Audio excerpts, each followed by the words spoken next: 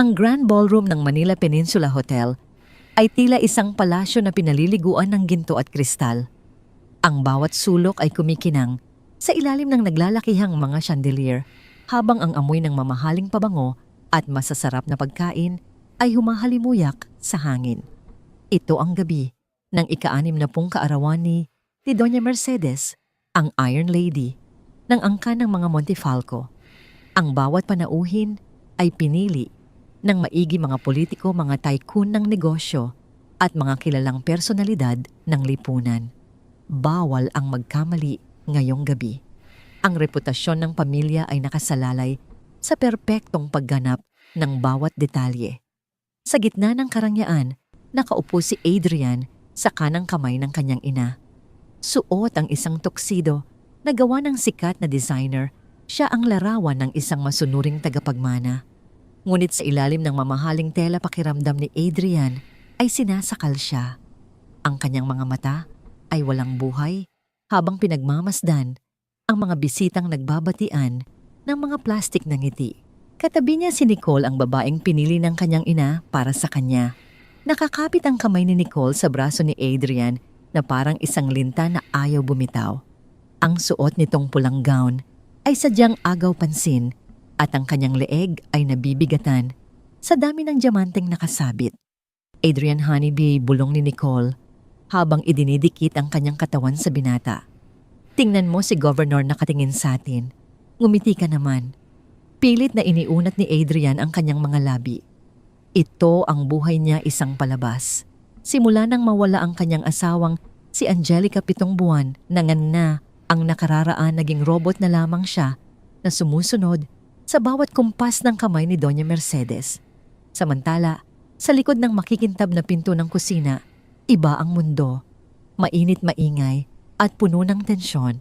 Ang mga serbidora ay nagkakagulo sa paghahanda ng susunod na kurso para sa VIP table. Sa isang sulok, nakasandal si Angelica sa pader habang hinihilot ang kanyang namamagang binti. Ang kanyang uniforme ay sobrang sikip sa kanyang malaking tiyan. 8 buwan na siyang nagdadalang tao at bawat galaw ay parang paghatak ng mabigat na kadena. Ang pawis ay tumutulos sa kanyang noo at ang kanyang mukha ay maputla dahil sa gutom at pagod. Angelica, kaya mo pa ba? Tanong ni Jessa, ang kanyang kaibigan at kapwa waitress na may halong pag-aalala sa boses. Namumutla ka na. Ako na ang magdadala ng tray sa VIP table. Umiling si Angelica kahit na nanginginig ang kanyang mga tuhod. Hindi pwede, Jessa. Mahigpit ang utos ng manager. Kung hindi ako lalabas, tatanggalin nila ako. Alam mo naman na kailangan ko ang trabahong ito para sa panganganak ko. Huminga ng malalim si Angelica at binuhat ang mabigat na silver tray na naglalaman ng mainit na bird's nest soup. Ang bigat nito ay tila dumudurog sa kanyang likod, ngunit inisip na lang niya ang kanyang anak. Para sa bata. Lahat ay para sa bata. Bumukas ang pinto ng ballroom at sinalubong siya ng malamig na hangin ng aircon. Ang liwanag ay nakasisilaw. Yumuko si Angelica upang itago ang kanyang mukha.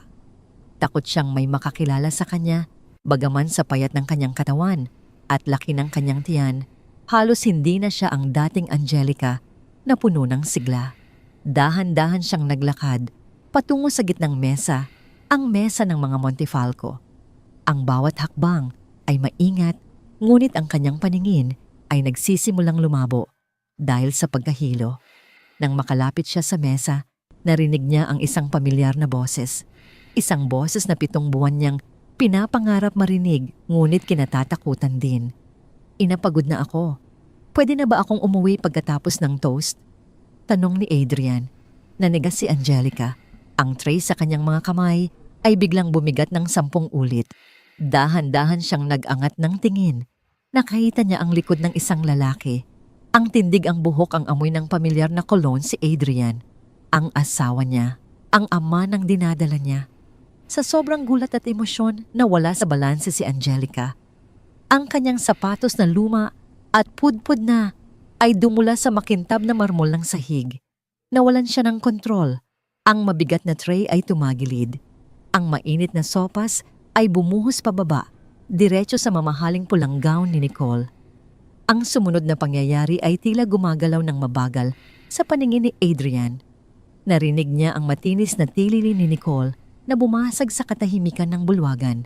Ang mainit na sabaw ay kumalat sa damit nito at ang lagkit ay dumikit sa balat ng babae. Ang gown ko, ang balat ko, napakatanga mo. Sigaw ni Nicole habang napatayo ito sa gulat at galit. Ang tunog ng bumagsak na metal na tray at nabasag na porselana ay umalingaw-ngaw sa buong silid. Lahat ng musika ay tumigil. Ang lahat ng mata ay nakatuon sa kanilang mesa. Napatingin si Adrian sa serbidora na nakaluhod sa sahig nanginginig at pilit na pinupulot ang mga bubog. Ang babae ay nakayuko, ang buhok ay magulo at ang tiyan ay halatang halata sa ilalim ng maruming apron. Pasensya na po, ma'am. Pasensya na po. Paulit-ulit na bulong ng babae ang boses ay puno ng takot at iyak. Kilala niya ang boses na yon. Kahit nagaralgal sa takot at pag-iyak, hindi maaaring magkamali si Adrian. Ang boses na yon ang dating bumubulong sa kanya sa gabi, ang boses na 7 buwan niyang hinahanap sa bawat sulok ng mansyon. Bago pa man makakilos si Adrian, mabilis na kumilos si Nicole. Sa tindi ng galit at kahihiyan sa harap ng mga elitistang bisita, itinaas ni Nicole ang kanyang kamay. Isang malutong at masakit na tunog ang umaling-awngaw sa buong ballroom nang dumapo ang palad ni Nicole sa pisngi ng nakaluhod na serbidora. Ang lakas ng sampal ay nagpatumba kay Angelica. Bumagsak siya sa makintab na sahig sapo, ang kanyang namumulang pisngi. Ang kanyang sombrero ay tumalsik at ang kanyang buhok ay lumadlad na naglantad ng kanyang mukha sa maliwanag na ilaw ng chandelier. Natahimik ang buong bulwagan. Ang tanging naririnig lamang ay ang mabibigat na paghinga ni Nicole at ang pigil na hikbi ng babaeng nasa sahig. Dahan-dahang nag-angat ng tingin si Angelica. Ang kanyang mga mata na puno ng luha at takot ay nagtama sa mga mata ni Adrian. Sa sandaling iyon, tila huminto ang pag-ikot ng mundo para sa binata. Angelica. Ang bulong ni Adrian, ang boses, ay halos hindi lumabas sa kanyang lalamunan. Nanlaki ang mga mata ni Nicole. Tiningnan niya si Adrian, pagkatapos ay ang marungis na babae sa sahig. Ang pagkalito sa kanyang mukha ay mabilis na napalitan ng pandidiri. Kilala mo ang basurang ito, Adrian? Tanong ni Nicole, ang boses ay matinis at puno ng lason. Hindi sumagot si Adrian. Ang kanyang paningin ay nakapako lamang sa isang bagay sa malaking tiyan ni Angelica na ngayon ay halatang halata na dahil sa pagkakabagsak nito. Ang kanyang asawa na nawala ng 7 buwan ay narito sa harap niya nakasuot ng uniforme ng katulong at nagdadalang tao. Isang matinding emosyon ang sumabog sa dibdib ni Adrian. Halo-halong gulat-awa at galit. Galit sa sarili at galit sa sitwasyon. Bigla siyang tumayo. At ang tunog ng paa ng silya na kumayod sa sahig ay bumasag sa katahimikan. Angelica, sigaw ni Adrian. Akmang lalapit siya upang tulungan ang asawa, ngunit mabilis na humarang ang mga gwardiya ng hotel. Sa kabilang banda, si Doña Mercedes ay nanatiling nakaupo. Kalmado niyang pinunasan ang kanyang bibig gamit ang linen napkin, tila ba walang nangyayaring gulo. Ngunit sa ilalim ng kanyang kalmadong anyo, ang kanyang mga mata ay nanlilisik habang nakatingin kay Angelica. Kilala niya ito. Alam niya kung bakit ito naririto at hindi siya papayag na sirain ng babaeng ito ang gabing inilaan para sa dangal ng pamilya Montefalco. Ilabas ang babaeng yan. Utos ni Doña Mercedes. Sa manager ng hotel, ang boses ay malamig at matigas pa sa yelo. Ngayon din, mabilis na kumilos ang manager at 2 security guard. Hinawakan nila si Angelica sa magkabilang braso at pilit na itinayo. Napangiwi si Angelica sa sakit, ang kanyang kamay ay mahigpit na nakahawak sa kanyang tiyan na tila pinoprotektahan ng bata mula sa marahas na mundo. Bitawan niyo ako. Masakit daing ni Angelica habang pilit siyang kinakaladkad palayo. Ang kanyang mga sapatos ay kumaskas sa sahig habang nagpupumiglas siya. Bitawan niyo siya, sigaw ni Adrian. Sinubukan niyang itulak ang mga gwardiya, ngunit isang mahigpit na hawak ang pumigil sa kanyang braso. Lumingon siya at nakita ang kanyang ina. Ang mga daliri ni Doña Mercedes ay bumaon sa kanyang manggasang mukha nito ay walang emosyon, ngunit ang mga mata ay nagbabanta. Umupo ka, Adrian. Madiing utos ng kanyang ina. Huwag kang gumawa ng eksena sa harap ng mga bisita. Huwag mong ipahiya ang pamilyang ito. Ina, si Angelica yon, ang asawa ko. At buntis siya. Sagot ni Adrian, ang boses ay nanginginig sa galit. Siya ay isang hamak na waitress na sumira sa gabi ko at sa damit ng fiancé mo. Sagot ni Doña Mercedes, hindi natitinag. Wala kang asawa na nagngangalang Angelica. Matagal na siyang patay sa pamilyang ito. Habang nagtatalo ang mag-ina, narinig ni Adrian ang huling sigaw ni Angelica bago tuluyang isara ang malalaking pinto ng ballroom. Isang sigaw na puno ng hinanakit at sakit na tumagos sa kanyang puso.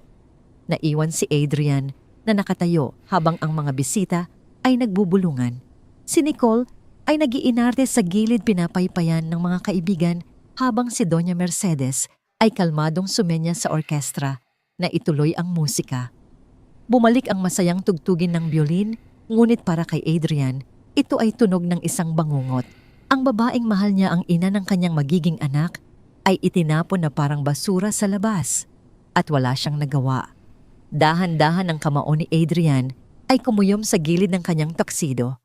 Ang kanyang mga kuko ay bumaon sa kanyang palad hanggang sa halos dumugo ito. Sa unang pagkakataon sa loob ng 7 buwan, ang sunod-sunurang robot ay nagsimulang magising. Tiningnan niya ang pinto kung saan dinala si Angelica. Tiningnan niya ang kanyang ina na nakangiti na ngayon sa mga bisita. At sa kaibuturan ng kanyang puso, alam ni Adrian na ang gabing ito ang huling gabi ng kanyang pananahimik. Hindi na siya uupo, hindi na siya susunod. Ang kusina ng hotel ay isang magulo at maingay na mundo, malayo sa karangyaan ng ballroom. Ang tunog ng mga nagbabanggang kaldero, ang sigaw ng mga chef at ang usok mula sa mga kalan ay lumilikha ng isang nakasusuffocate na kapaligiran. Dito dinala ng mga gwardiya, si Angelica, itinulak siya papasok sa service exit na parang isang kriminal. Bumangga ang likod ni Angelica sa malamig na tiles ng pader. Napadausdos siya paupo sa sahig habang ang manager ng hotel, isang lalaking may makapal na bigote at pulang mukha sa galit, ay nakatayo sa harap niya. Alam mo ba kung sino ang binuhusan mo ng sopas? Sigaw ng manager, ang boses ay nanginginig sa inis. Si Nicole Sayon, ang magiging asawa ng tagapagmana ng Montefalco. At sa harap pa ni Doña Mercedes, sinira mo ang reputasyon ng hotel na ito. Umiiyak lamang si Angelica, yakap ang kanyang tiyan. Hindi ko po sinasadya, nahilo po ako. Pagod na po ako. Wala akong pakialam kung pagod ka. Wala akong pakialam kung buntis ka. Ang manager ay lumapit, ang kanyang anino ay tumakip kay Angelica. Tanggal ka na at huwag mong asahan na makukuha mo ang sweldo mo. Ipapambayad yon sa dry cleaning ng gown na sinira mo. Sa labas ng pinto ng kusina, hindi mapakali si Adrian. Iniwan niya ang kanyang ina at si Nicole sa ballroom sa kabila ng pagtutol ng mga ito. Tumakbo siya sa hallway, binabangga ang mga waiter na may dalang pagkain hanggang sa marating niya ang pinto ng kusina. Nang itulak niya ang pinto, ang bumungad sa kanya ay ang eksenang nagpainit ng kanyang dugo. Nakita niya ang manager na dinuduro si Angelica na nakaupo sa maruming sahig. At mas malala pa, nakita niya si Nicole na pumasok sa kabilang pinto. Ang mukha ay puno ng puot, hawak ang isang baso ng tubig. Akala mo, makakatakas ka pagkatapos ng ginawa mo. Matinis na sigaw ni Nicole. Bago pa man makapagsalita si Angelica, ibinuhos ni Nicole ang laman ng baso sa mukha ng buntis na babae. Ang malamig na tubig ay humalo sa luha ni Angelica na nagpaubo sa kanya.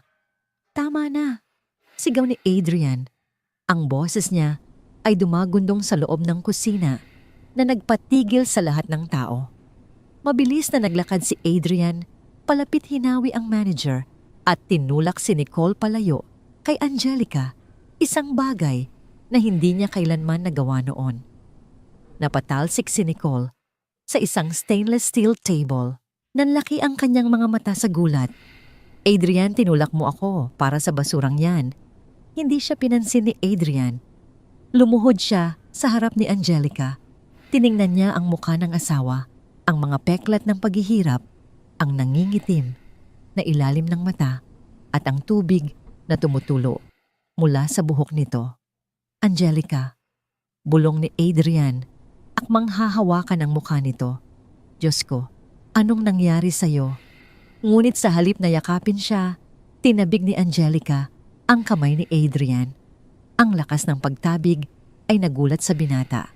Tumingala si Angelica at sa unang pagkakataon, nakita ni Adrian ang apoy sa mga mata nito. Hindi na ito ang maamong asawa na iniwan niya noon. Ito ay isang inang lumalaban. Huwag mo akong hawakan, madiing sabi ni Angelica. Ang boses niya ay mababa, ngunit puno ng diin. Wala kang karapatan. Asawa mo ako, Angelica. Hinanap kita, sagot ni Adrian. Bagaman, alam niyang mahina ang kanyang depensa. Hinanap. Tumawa ng mapait si Angelica, isang tawa na walang halong saya. Kung talagang hinanap mo ako, Adrian, hindi ako aaabutin ng 7 buwan sa impyernong ito. Kung talagang kilala mo ako, alam mong hindi ako aalis ng walang dahilan. Tumingin si Adrian sa tiyan ni Angelica. Ang bata, akin ba? Oo, sagot ni Angelica nang walang pag-aalinlangan. Dugo mo at laman mo, pero hindi ikaw ang ama. Anong ibig mong sabihin?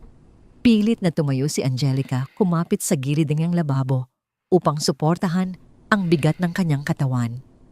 Humarap siya kay Adrian at sa likod ni Adrian ay nakita niya si Doña Mercedes na kapapasok lang din sa kusina, nakatayo sa may pinto, nakamasid ng tahimik. Ang ama ay isang taong poprotektahan ang kanyang pamilya, sabi ni Angelica habang diretsyong nakatingin kay Doña Mercedes. Hindi isang taong nagtatago sa saya ng kanyang ina habang ang asawa niya ay tinataboy at pinagbabantaan.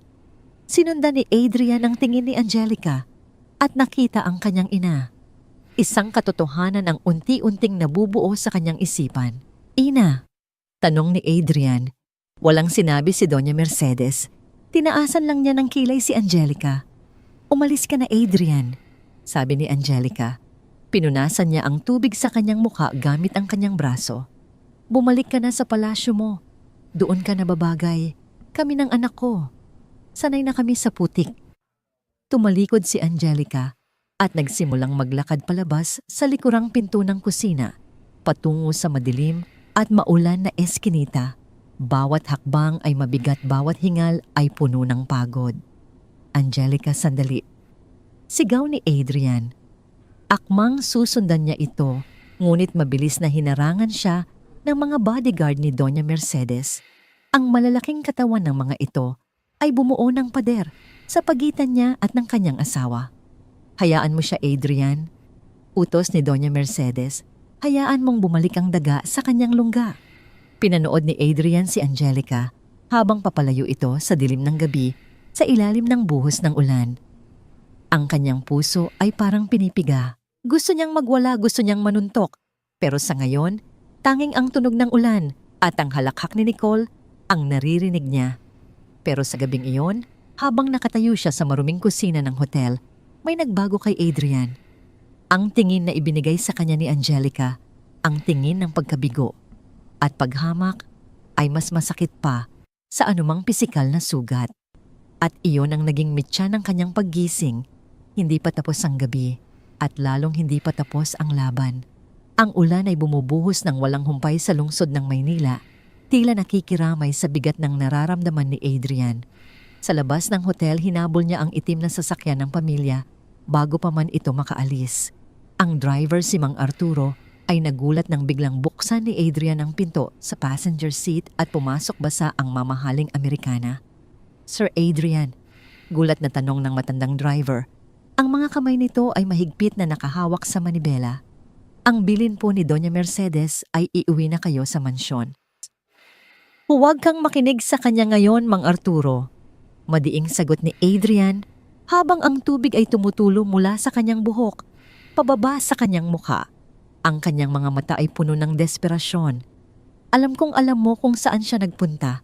Nakita kitang kinausap siya noong 1 linggo sa labas ng gate, pero hindi ko lang pinansin noon. Dalhin mo ako sa kanya. Nanlaki ang mga mata ni Mang Arturo. Yumuko ito, hindi makatingin ng diretso sa amo. Sir, mawawalan po ako ng trabaho. Papalayasin ako ni Senyora. At kung hindi mo ako dadalhin sa asawa ko, ngayon ako mismo ang magpapaalis sa iyo. Banta ni Adrian, bagaman ang kanyang boses ay basag. Parang awa mo na Mang Arturo. Nakita mo ang ginawa nila sa kanya. Buntis siya. Apo niyo rin ang dinadala niya. Ang salitang apo ay tila tumagos sa puso ng matandang driver. Si Mang Arturo ay naglingkod sa pamilya ng 3 dekada. Nakita niyang lumaki si Adrian. Bumuntong hininga siya ng malalim binuhay ang makina at pinihit ang manibela. Hindi pabalik sa Makati, kundi patungo sa Hilaga, sa lugar na hindi kailanman tinatapakan ng mga Montefalco. Ang biyahe ay tahimik at mabigat habang papalayo sila sa mga nagtatayugang gusali ng business district.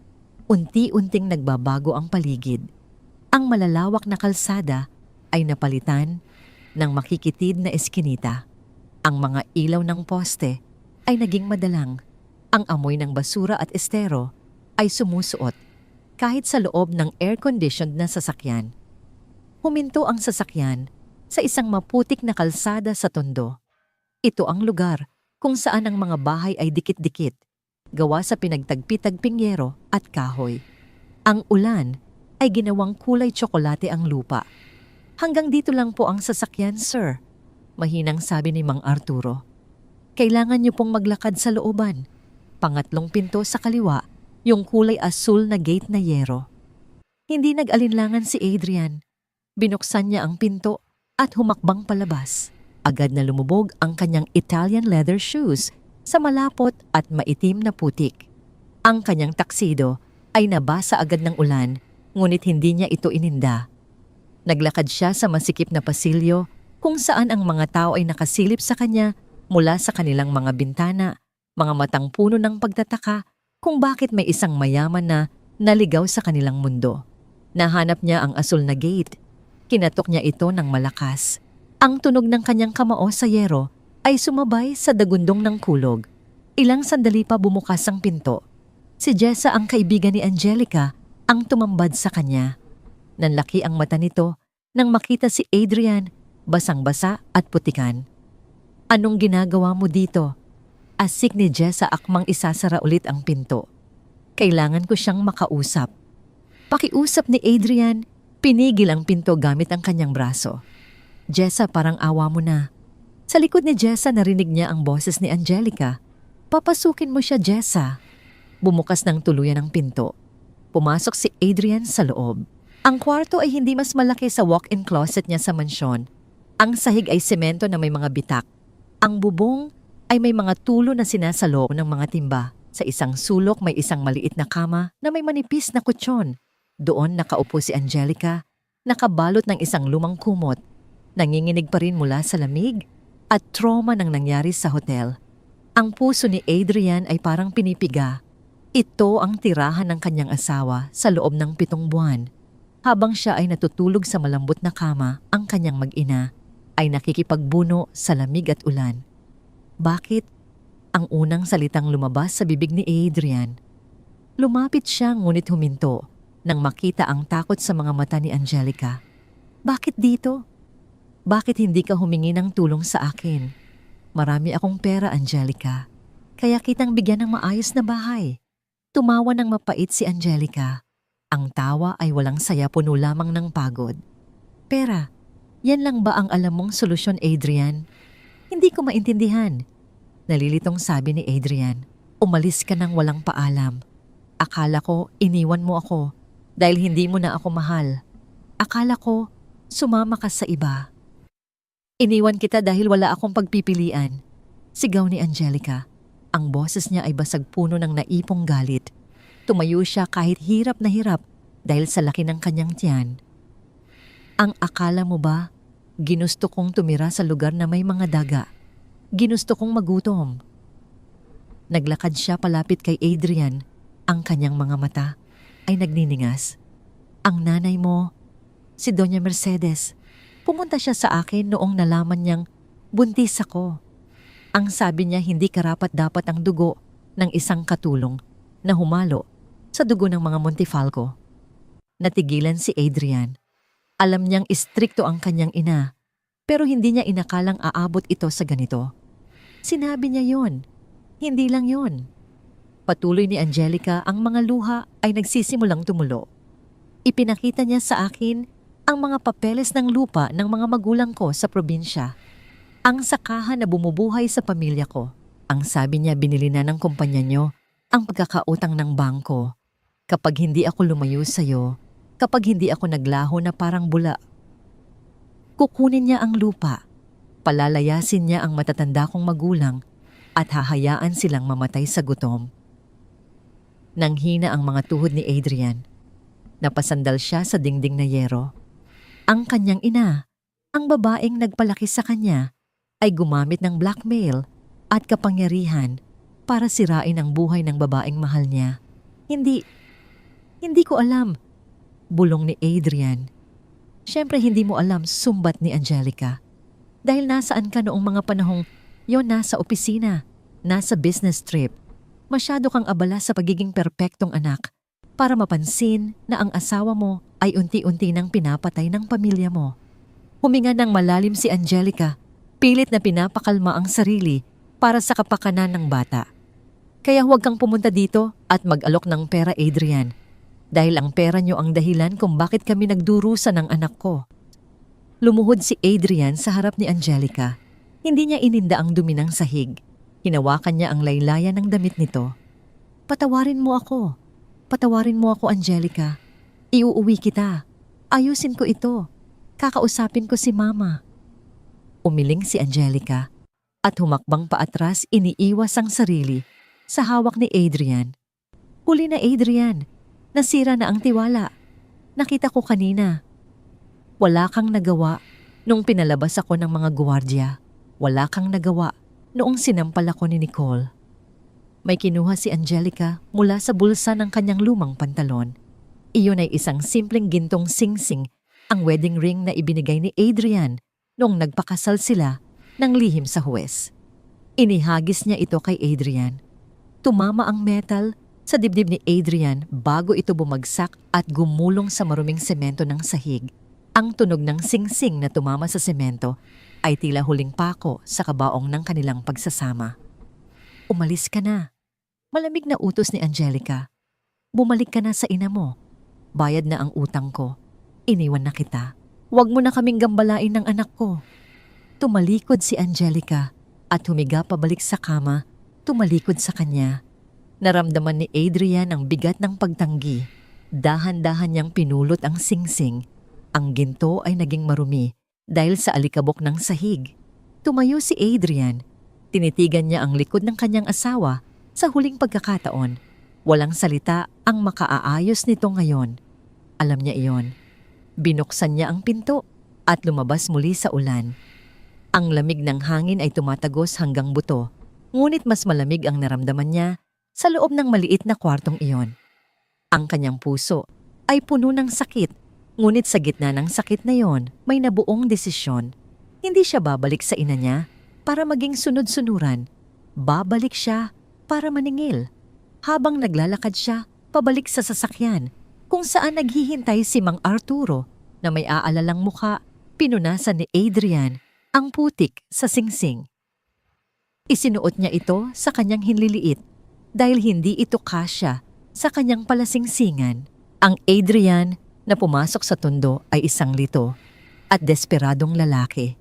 Ang Adrian na lumabas mula sa dilim ay isang lalaking handang makipagyera sa sarili niyang kadugo.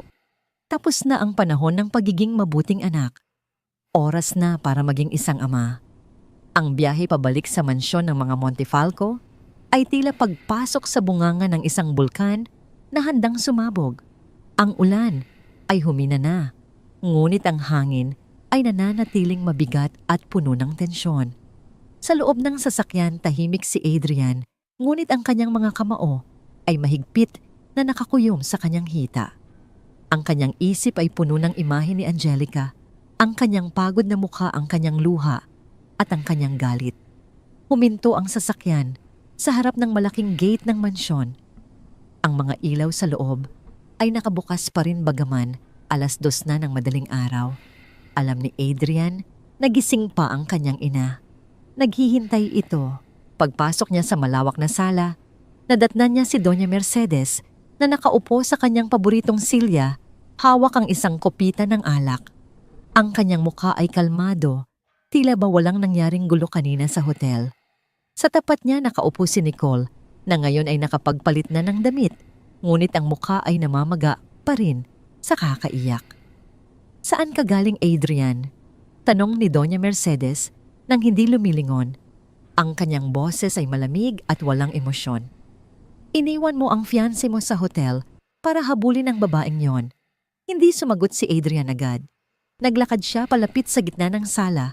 Ang kanyang sapatos na puno ng putik mula sa tondo ay nag-iwan ng marka sa mamahaling Persian carpet. "Huwag mong dungisan ang bahay ko ng putik ng mga squatter." Sita ni Nicole, ang kanyang boses ay matinis at puno ng pandidiri. Tiningnan siya ni Adrian ng matalim. "Tumahimik ka, Nicole. Wala kang karapatang magsalita sa bahay na ito pagkatapos ng ginawa mo kanina." "Ako pa ang may kasalanan." Sigaw ni Nicole. Tumayo ito at dinuro si Adrian. "Binuhusan ako ng sopas ng asawa mo. Pinahiya niya ako sa harap ng lahat. At sinampal mo siya." Ganti ni Adrian, ang boses ay tumaas na rin. "Buntis siya, Nicole. 8 buwan na siyang nagdadalang tao sa anak ko at sinampal mo siya sa harap ng maraming tao. At pagkatapos sa kusina, binuhusan mo pa siya ng tubig. Nasaan ang puso mo?" "Dahil deserve niya yon," sagot ni Nicole. "Isa lang siyang hamak na waitress na sumira sa buhay natin." "Tama na." Ang boses ni Doña Mercedes ay umalingaw-ngaw sa buong bahay. Ibinaba niya ang kanyang baso ng malakas sa mesa, bagaman hindi ito nabasag. Ang tunog nito ay sapat na para patahimikin ang dalawa. Tumayo si Doña Mercedes at hinarap ang kanyang anak. Ang kanyang tindig ay puno ng awtoridad. "Adrian, umakyat ka sa kwarto mo. Lasing ka lang. Bukas natin ito pag-uusapan." "Hindi ako aakyat at hindi ako lasing." Sagot ni Adrian. Ang kanyang mga mata ay nagniningas sa galit na matagal na niyang kinikimkim. "Galing ako kay Angelica. Nakita ko kung saan siya nakatira. Nakita ko ang hirap na dinaranas niya dahil sa'yo." Nanigas si Doña Mercedes. "At ano naman ang sinabi ng babaeng yun sa'yo? Na ako ang masama, na ako ang nagpaalis sa kanya." "Sinabi niya ang totoo." Sagot ni Adrian. Humakbang siya palapit sa ina. "Sinabi niya kung paano mo ginamit ang utang ng pamilya niya para takutin siya. Sinabi niya kung paano mo binalak kunin ang lupa ng mga magulang niya kung hindi siya lalayo sa akin. Ina, paano mo nagawa yon? Paano mo nagawang sirain ang pamilya ng sarili mong anak?" "Ginawa ko yon para sa'yo." Sigaw ni Doña Mercedes na wala na ang kanyang kalmadong maskara. "Ginawa ko yon para sa kinabukasan mo. Si Angelica ay walang maibibigay sa'yo, kundi kahihiyan. Tingnan mo siya ngayon, isang waitress sa hotel na pag-ari ng mga kaibigan natin. Gusto mo bang pagtawanan tayo ng buong Maynila?" "Wala akong pakialam sa sasabihin ng Maynila." Sigaw din ni Adrian. "Ang mahalaga sa akin ay ang asawa ko at ang anak ko. At dahil sa kasakiman mo sa kapangyarihan, halos patayin mo na silang dalawa." "Anak mo." Tumawa ng mapakla si Doña Mercedes. "Paano mo nalaman na anak mo yon? Baka anak yon ng kung sinong lalaki sa tondo." "Dahil kilala ko si Angelica. At alam kong hindi siya katulad mo na walang puso."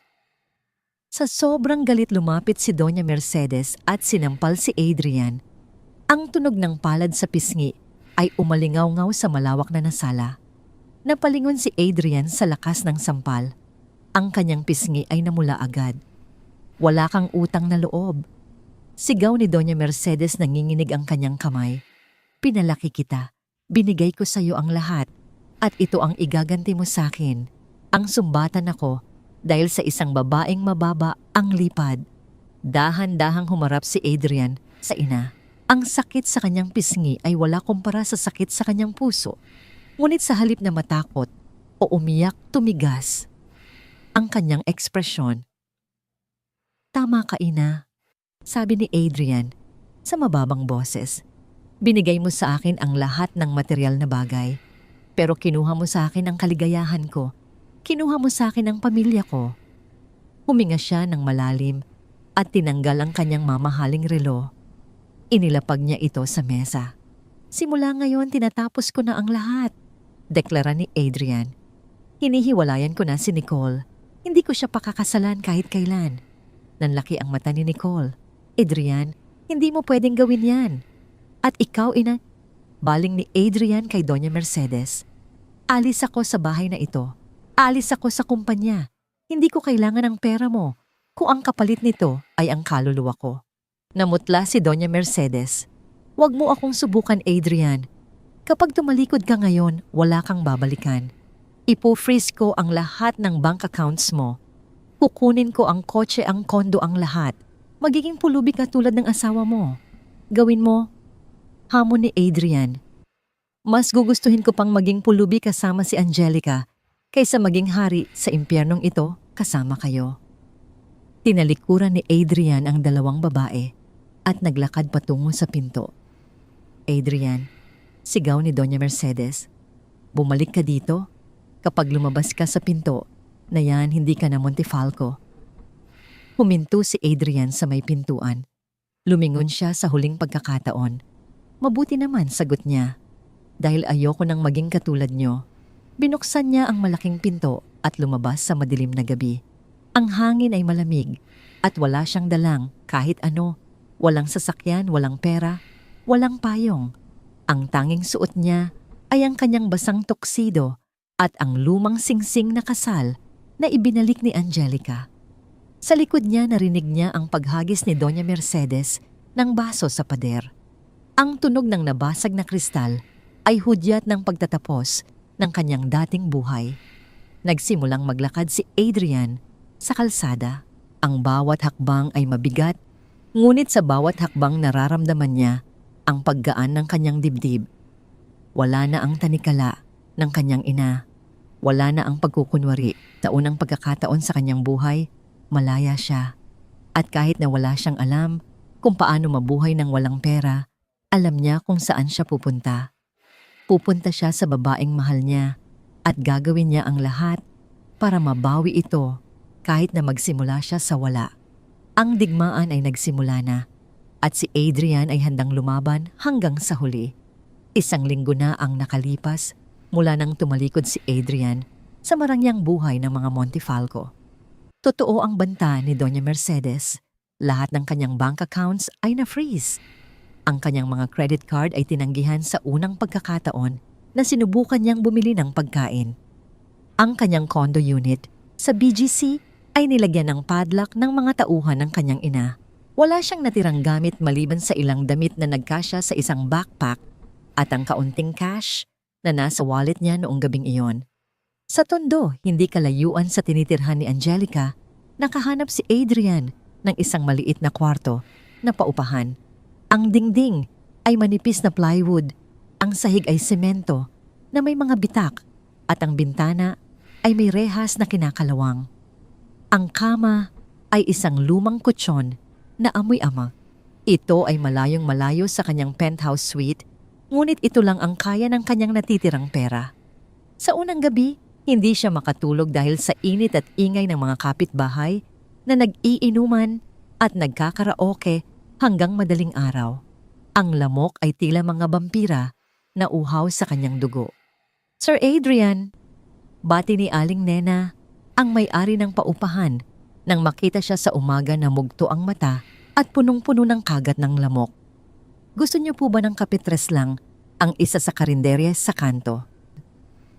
"Salamat po, Aling Nena," sagot ni Adrian pilit nang ngumingiti, kahit na ang kanyang tiyan ay kumukalam.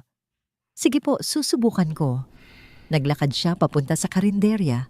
Ito ang unang beses na kakain siya sa ganitong lugar.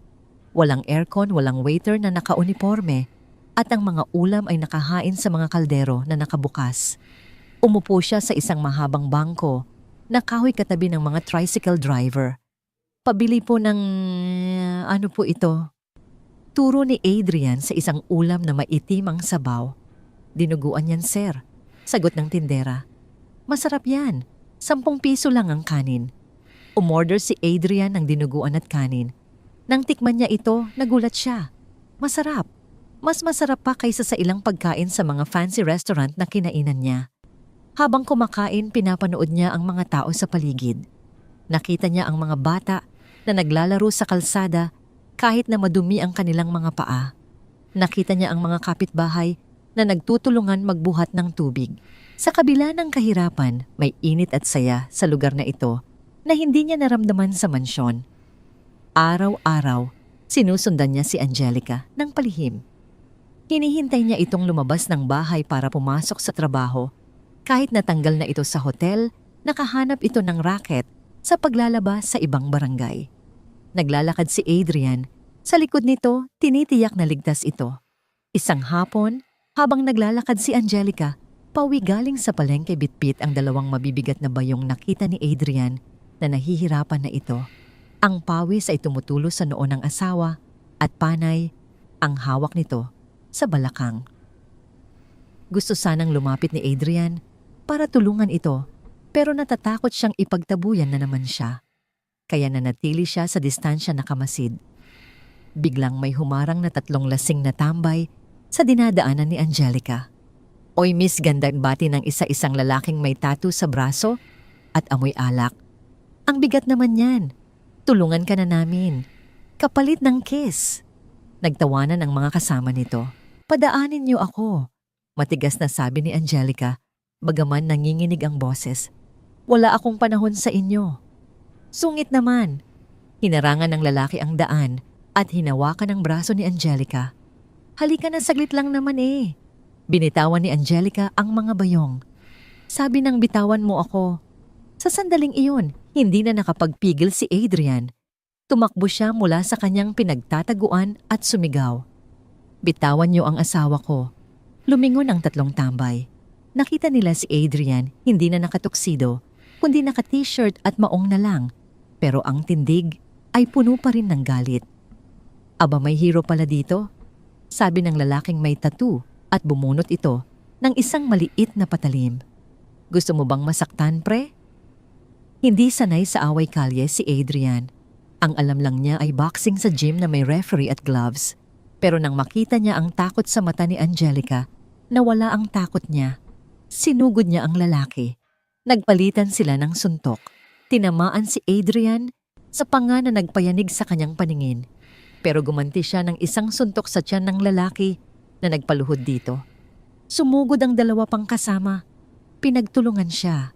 Sinipa siya sa tagiliran sa binti. Adrian, sigaw ni Angelica. Sa kabila ng sakit, hindi sumuko si Adrian. Kumuha siya ng isang piraso ng kahoy sa gilid at winasiwas ito. Subukan niyo pang lumapit. Sigaw niya, ang dugo ay tumutulo mula sa putok niyang labi. Tumakbo ang mga tambay nang makitang marami ng kapitbahay ang lumalabas. Naiwan si Adrian na hinihingal nakahawak sa kanyang tagiliran. Ang sakit ay kumikirot sa bawat paghinga. Dahan-dahang lumapit si Angelica. Tiningnan niya si Adrian mula ulo hanggang paa. Ang dating makinis at perpektong mukha ng asawa ay puno na ngayon ng pasa at dugo. Ang damit nito ay punit-punit. Bakit mo ginawa yon? Tanong ni Angelica. Ang boses ay mahina na. Pwede ka nilang mapatay. Hindi ko hahayaang saktan kanila. Sagot ni Adrian, pilit nang ngumingiti kahit masakit. Asawa kita. Hindi sumagot si Angelica. Sa halip yumuko ito at pinulot ang mga nagkalat na gulay at prutas mula sa bayong. Tulungan na kita, sabi ni Adrian, akmang yuyuko rin. Huwag nang pigil ni Angelica.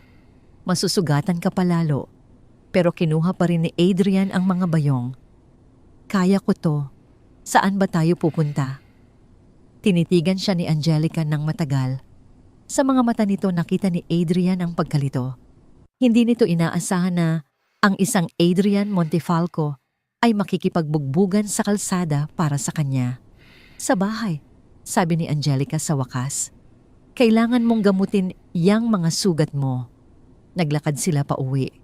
Si Adrian bitbit ang mabibigat na bayong kahit masakit ang katawan at si Angelica na naglalakad sa tabi niya. Walang nagsasalita pero sa katahimikang yon, naramdaman ni Adrian na may nabasag na pader. Pagdating sa maliit na bahay, pinaupo ni Angelica si Adrian sa isang bangkito. Kumuha ito ng bulak alcohol at betadine. Masakit to'y paalala ni Angelica. Okay lang, sagot ni Adrian. Nang idampi ni Angelica ang bulak sa sugat sa kilay ni Adrian, napangiwi ito. Sorry, sabi ni Angelica. Huwag kang mag-sorry. Sabi ni Adrian, tinitigan ang mukha ng asawa ng malapitan. Deserve ko to.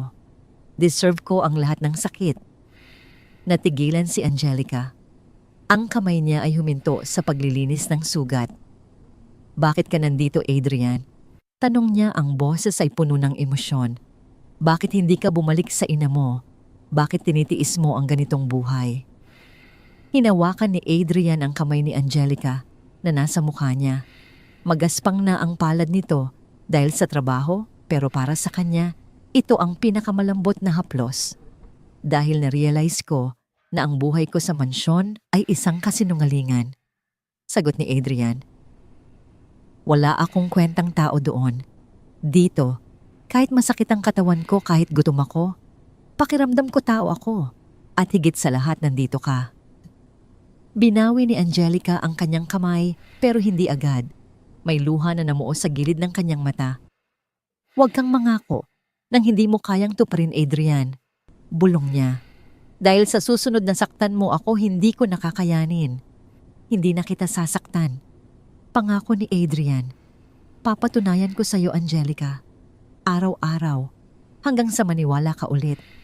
Tinapos ni Angelica ang paggagamot. Umuwi ka na. Magpahinga ka na.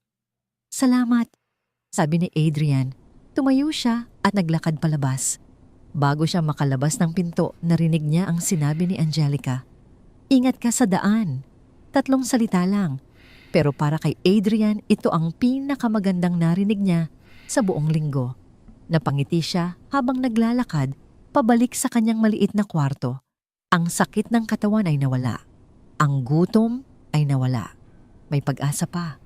Sa gabing iyon, sa ilalim ng sirang bubong at sa ibabaw ng matigas na kama, natulog si Adrian ng mahimbing dahil alam niyang sa wakas, nagsisimula na siyang maging totoong asawa at ama. Hindi matanggap ni Nicole ang nangyari. Ang kahihiyan sa Manila Peninsula ay parang lason na unti-unting kumakalat sa kanyang sistema. Si Adrian, ang lalaking dapat ay pakakasalan niya at mag-aangat sa kanya sa pinakamataas na antas ng lipunan, ay ipinagpalit siya sa isang basura mula sa tondo. Ang kanyang mga kaibigan ay nagbubulungan sa likod niya. Ang mga magazine ay naglalabas ng mga blind item tungkol sa naudlot na kasal ng taon. Para kay Nicole, hindi ito tungkol sa pag-ibig. Ito ay tungkol sa pagmamay-ari at dangal. At hindi siya papayag na matalo ng ganito. Nalaman niya ang tirahan ni Angelica sa pamamagitan ng isang private investigator na binayaran niya gamit ang allowance mula sa kanyang ama.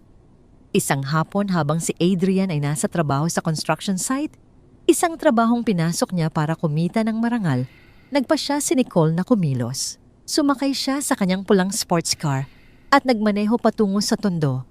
Ang kanyang sasakyan ay tila isang alien spaceship na lumapag sa gitna ng mga barong-barong. Ang mga tao ay nagtinginan na mangha sa kintab ng sasakyan, ngunit si Nicole ay hindi nag-abala na tumingin sa kanila. Huminto siya sa tapat ng asul na gate na yero. Bumaba siya, suot ang malaking sunglasses at designer bag. Sa loob ng bag ay may dalang regalo para kay Angelica. Kumatok siya. Si Angelica na nasa loob at nagtutupi ng mga nilabhan ay nagulat. Sino yan? Delivery para kay Mrs. Montefalco. Sagot ni Nicole, pilit na binago ang boses. Binuksan ni Angelica ang pinto. Nanlaki ang kanyang mga mata nang makita si Nicole. Anong ginagawa mo dito? Tanong ni Angelica. Akmang isasara ulit ang pinto. Ngunit mabilis na pumasok si Nicole, tinulak ang pinto ng malakas. Muntik nang matumba si Angelica. Huwag kang bastos. Sabi ni Nicole tinanggal ang kanyang sunglasses at tiningnan ang maliit na bahay na may halong pandidiri. Ganito pala ang buhay ng asawa ng isang bilyonaryo, nakakaawa. Umalis ka na. Utos ni Angelica, hawak ang kanyang tiyan. Wala kaming kailangan sa'yo. Wala. Tumawa si Nicole. Nandito ako para tulungan ka, Angelica. Nabalitaan ko kasing naghihirap kayo ni Adrian. Gusto ko lang siguraduhin na komportable ang magiging anak niyo. May inilabas si Nicole mula sa kanyang bag. Isang bote. Hindi ito gatas o tubig. Ito ay maruming tubig na galing sa kanal sa labas na sinandok niya bago pumasok. Para sa baby, nakangiting sabi ni Nicole. Bago pa man makakilos si Angelica, ibinuhos ni Nicole ang maitim at mabahong tubig sa ibabaw ng tanging kuna na inihanda ni Angelica. Ang kuna ay gawa sa kawayan nilagyan ng malinis na sapin at unan na pinaghirapan niyang tahiin. Ang itim na likido ay kumalat sa puting tela. Ang amoy ng imbornal ay pumuno sa maliit na kwarto. Huwag sigaw ni Angelica. Tumakbo siya para pigilan si Nicole ngunit huli na. Ang higaan ng kanyang anak ay sira na. Oops, sabi ni Nicole nagkibit balikat. Nadulas ako. Hayop ka, sigaw ni Angelica. Sa tindi ng galit sinubukan niyang itulak si Nicole palabas. Lumayas ka dito, demonyo ka. Ngunit si Nicole ay hindi nagpatinag. Hinawakan niya ang braso ni Angelica at itinulak ito pabalik. Huwag mo akong maduro-duro pulubi. Sigaw ni Nicole. Inagaw mo sa akin si Adrian. Sinira mo ang buhay ko. Dapat lang na maramdaman mo ang sakit. Sa gitna ng kanilang pag-aagawan, napatingin si Nicole sa isang bagay sa ibabaw ng mesa. Isang maliit na kumot na kulay dilaw. Ito ang tanging bagay na naipundar ni Angelica para sa kanyang anak. Isang kumot na giniting niya gabi-gabi. Bawat sinulid ay puno ng pagmamahal at pangarap. Kinuha ito ni Nicole. Akin yan. Sigaw ni Angelica, pilit na inaabot ang kumot. Ito. Tanong ni Nicole. Ang pangit naman. Parang basahan. Sa harap ng nanlalaking mga mata ni Angelica, pinunit ni Nicole ang kumot. Ang tunog ng napunit na tela ay parang punit sa puso ni Angelica. Hinati ito ni Nicole sa dalawa. Tapos sa 4 hanggang sa maging retaso na lang ito. Ibinato niya ang mga piraso sa mukha ni Angelica. Tama na yan para sa anak mong bastardo, sabi ni Nicole. Sa puntong yon nawala na ang pagtitimpi ni Angelica. Sumugod siya kay Nicole, kinalmot ang mukha nito. Nagulat si Nicole sa lakas ng buntis. Nagpagulong-gulong sila sa sahig. Bitawan mo ako, tili ni Nicole. Sa huling pagtulak ni Nicole, napasubsob si Angelica sa gilid ng kama. Ang kanyang tiyan ay tumama sa matigas na kanto ng papag. Sigaw ni Angelica. Isang matinding sakit ang gumuhit sa kanyang tiyan. Napahawak siya dito na mimilipit. Napatigil si Nicole. Nakita niya ang pamumutla ni Angelica. Nakita niya ang pawis na namuo agad sa noon nito. Umaarte ka lang, sabi ni Nicole. Pero nanginginig na ang boses niya. Ang anak ko. Daing ni Angelica. May naramdaman siyang mainit na dumadaloy sa kanyang hita. Tiningnan niya ito. Dugo. Nanlaki ang mata ni Nicole. Dugo. Sa takot, mabilis na kinuha ni Nicole ang kanyang bag at tumakbo palabas. Iniwan niya si Angelica na nakahandusay sa sahig umiiyak sa sakit at takot. Tulong. Tulungan niyo ako. Sigaw ni Angelica. Pero mahina na ang boses niya. Ilang minuto ang lumipas, dumating si Adrian galing trabaho. May dala siyang supot ng prutas, mga mansanas na binili niya sa kanto para kay Angelica. Pagpasok niya sa gate, nakita niya ang bukas na pinto. Nakita niya ang mga kapitbahay na nagkakagulo sa labas. Sir Adrian, si Ma'am Angelica. Sigaw ni Aling Nena. Binitawan ni Adrian ang prutas. Tumakbo siya papasok. Ang nakita niya ay dumurog sa kanyang mundo. Ang asawa niya nakahiga sa sahig na mimilipit sa sakit. Ang kuna ay sira at mabaho. Ang paboritong kumot ng bata ay punit-punit na nakakalat. At sa paanan ni Angelica, may mantsa ng dugo. Angelica, sigaw ni Adrian. Lumuhod siya sa tabi nito at inangat ang ulo ng asawa. Anong nangyari, Diyos ko, anong nangyari? Si Nicole, bulong ni Angelica habang hinahawakan ng mahigpit ang kamay ni Adrian. Ang anak natin, Adrian. Iligtas mo ang anak natin. Naramdaman ni Adrian ang galit na hindi niya maipaliwanag pero mas nangingibabaw ang takot. Binuhat niya si Angelica nang walang pag-aalinlangan. Ang bigat nito ay wala sa kanya ngayon. Kumapit ka, mahal, sabi ni Adrian tumatakbo palabas ng bahay habang buhat ang asawa. Dadalhin kita sa ospital. Huwag kang bibitaw. Parang awa mo na, huwag kang bibitaw. Isinakay niya si Angelica sa isang tricycle na pinara ng mga kapitbahay. Sa pinakamalapit na ospital, bilisan mo. Sigaw ni Adrian sa driver. Habang umaandar ang tricycle, yakap-yakap ni Adrian si Angelica. Ang dugo nito ay dumikit sa kanyang damit pero wala siyang pakialam. Ang tanging nasa isip niya ay ang buhay ng mag-ina niya. Patawarin mo ako, bulong ni Adrian sa tenga ni Angelica habang nawawalan na ito ng malay. Patawarin mo ako kung hindi kita naprotektahan. Pero ipapangako ko pagbabayaran ni Nicole ang ginawa niya. Pagbabayaran nilang lahat. Ang tricycle ay humarurot sa kalsada habang ang ulan ay nagsisimula na namang bumuhos tinatangay ang dugo sa semento pero hindi ang sakit na naiwan sa puso ng mag-asawa. Ang tricycle ay huminto sa harap ng emergency room ng ospital ng Tondo. Ito ay isang pampublikong ospital na siksikan maingay at kulang sa gamit. Ang amoy ng gamot ay humahalo sa amoy ng pawis at dugo ng mga pasyenteng naghihintay sa hallway.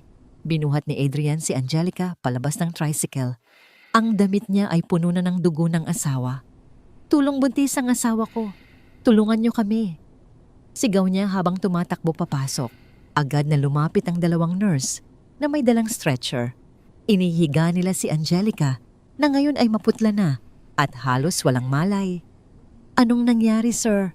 Tanong ng nurse habang mabilis na tinutulak ang stretcher papasok sa trauma room. Nadulas siya. Tumama ang tiyan. May dugo. Nanginginig ang boses ni Adrian. 8 buwan na siyang buntis. Dadalhin namin siya sa OBGYN, sir. Dito lang po kayo sa labas. Sabi ng nurse bago isara ang pinto sa mukha ni Adrian. Naiwan si Adrian sa hallway nakatayo habang ang mga tao ay nagkukumahog sa paligid niya. Tiningnan niya ang kanyang mga kamay, puno ng dugo ni Angelica. Ang dugo ng kanyang mag-ina. Napaupo siya sa sahig, hindi alintana ang dumi. Hinawakan niya ang kanyang ulo at sa unang pagkakataon, naramdaman niya ang tunay na takot. Ilang oras ang lumipas. Ang bawat minuto ay parang isang taon. Lumabas ang isang doktor, si Dr. Rosario, isang matandang babae na may mababang boses at seryosong mukha. Kaano-ano po kayo ng pasyente? Tanong ni Dr. Rosario. Asawa po ako? Mabilis na sagot ni Adrian, tumayo agad. Kamusta po siya ang bata? Bumuntong hininga ang doktor. Masyadong malakas ang impact sa tiyan ni Mrs.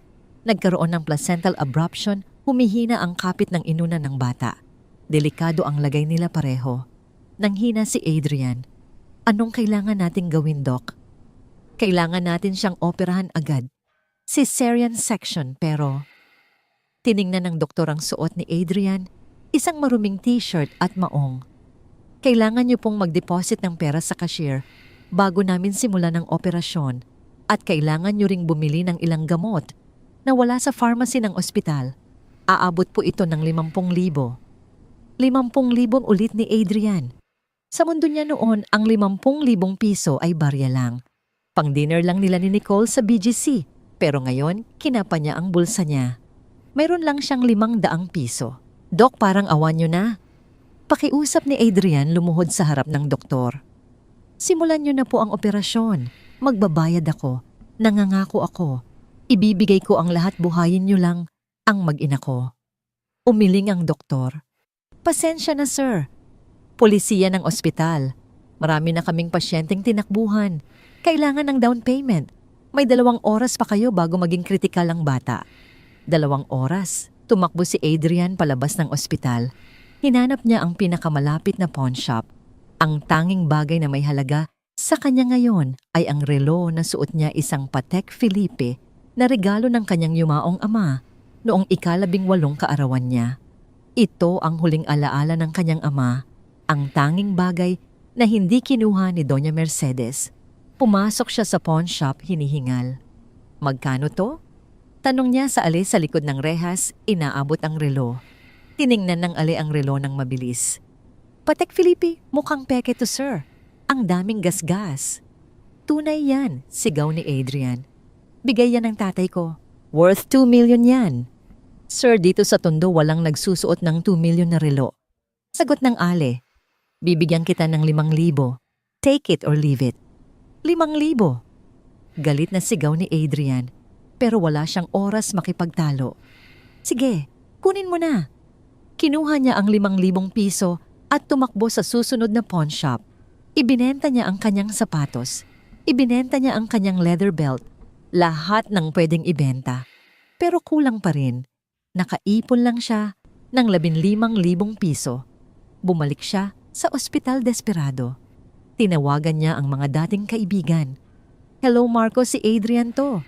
Kailangan ko ng tulong. Nasa ospital ang asawa ko. Sorry Adrian. Sagot ng kaibigan niya sa kabilang linya. Tumawag ang mami mo.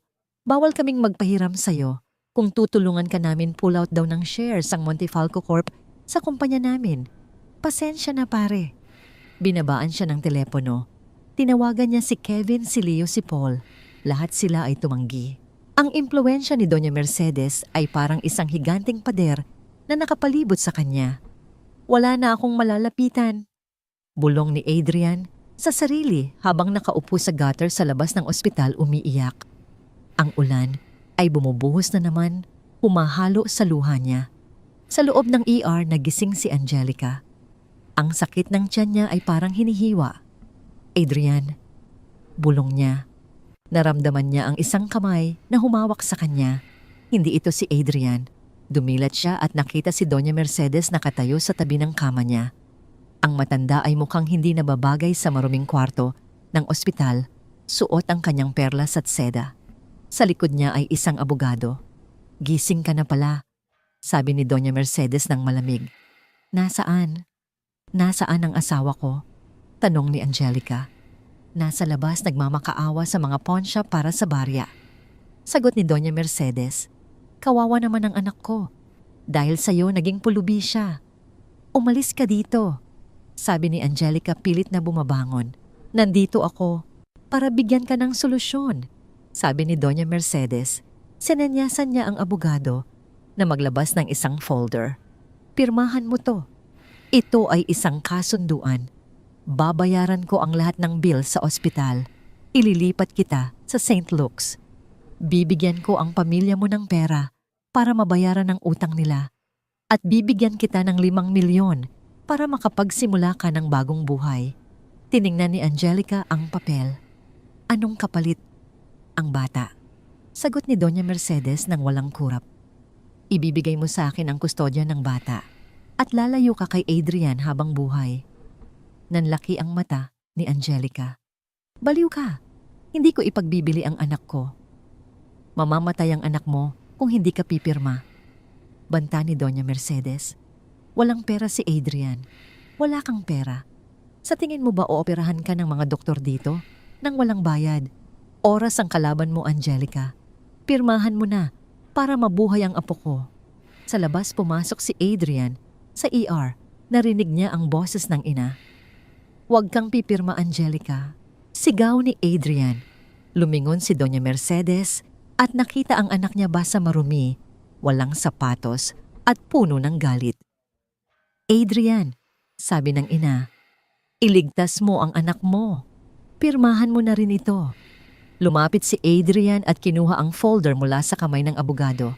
Tiningnan niya ito. Ang kontrata ay nagsasaad na isusuko nila ang karapatan sa bata, kapalit ng pera. Sa harap ng ina at ng asawa, pinunit ni Adrian ang kontrata. Hindi, madiing sabi ni Adrian, hindi namin kailangan ng pera mo. Adrian, sigaw ni Doña Mercedes, mamamatay ang anak mo. Hindi mamamatay ang anak ko. Sigaw din ni Adrian. Dahil gagawin ko ang lahat. Kahit magbenta ako ng bato. Kahit lumuhod ako sa kalsada. Binalingan niya si Doktor. Rosario nakakarating lang. Dok, eto po ang 15,000. Inabot ni Adrian ang pera. Pakiusap, simulan niyo na. Ibinigay ko na ang lahat at may kinuha si Adrian sa bulsa. Ang singsing na kasal na ibinalik sa kanya ni Angelica. Ito ay ginto simple, pero ito na lang ang natitira sa kanya. Eto pa po, isanglan niyo na po ito. Basta buhayin niyo lang sila. Tiningnan ni Dr. Rosario ang singsing, tapos si Adrian, tapos si Doña Mercedes. Nakita ng doktor ang determinasyon ng ama. Sige, sabi ni Dr. Rosario. Ipasok na sa OR. Ako na ang bahala sa balanse. Bayaran mo na lang ako pag kaya mo na. Dok, protesta ni Doña Mercedes. Hindi niyo alam kung sino ang kinakalaban niyo. Senyora, sagot ng doktor ng matapang. Sa loob ng ospital na ito ako ang batas. At ang batas ko ay iligtas ang buhay, hindi ang pera. Itinulak ng mga nurse ang stretcher ni Angelica papasok sa operating room. Adrian, tawag ni Angelica bago isara ang pinto. Nandito lang ako, mahal. Sagot ni Adrian, hawak ang kamay ng asawa hanggang sa huling sandali. Magiging okay ang lahat. Pangako. Naiwan si Doña Mercedes sa hallway galit na galit. Pero sa unang pagkakataon, nakita niya ang anak niya na hindi yumuko sa kanya.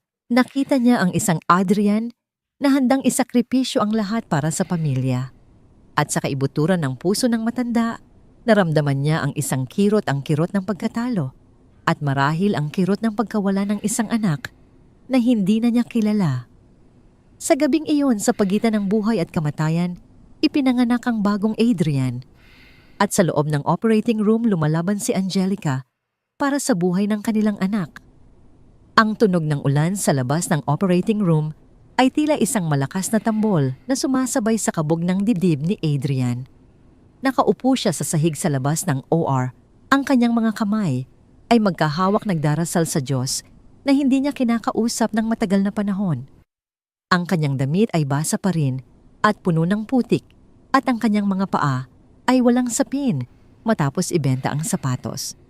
Sa kabilang dulo ng hallway, nakatayo si Doña Mercedes. Hindi siya umalis.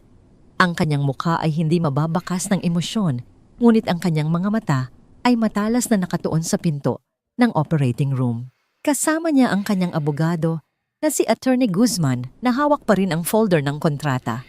Bumukas ang pinto ng OR. Lumabas si Dr. Rosario, ang kanyang surgical gown ay may mantsa ng dugo. Tinanggal niya ang kanyang maskara at ang kanyang mukha ay pagod na pagod. Mabilis na tumayo si Adrian. Dok, kamusta po sila? Ang asawa ko ang bata.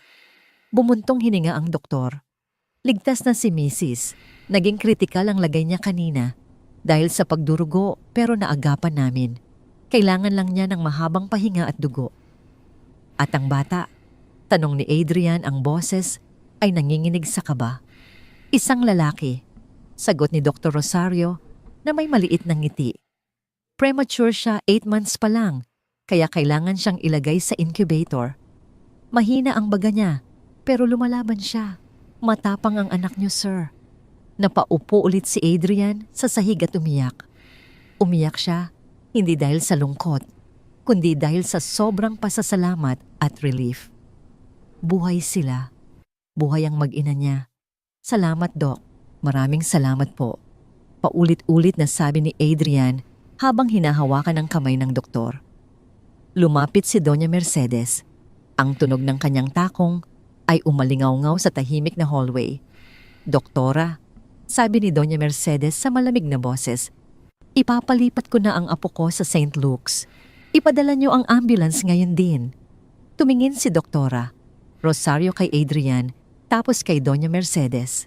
Ma'am, masyadong delikado ang ilipat ang bata ngayon. Kailangan niyang manatili sa incubator dito hanggang sa lumakas siya. Wala akong pakialam sa opinyon mo. Sagot ni Doña Mercedes. Ang apo ko ay isang Montefalco.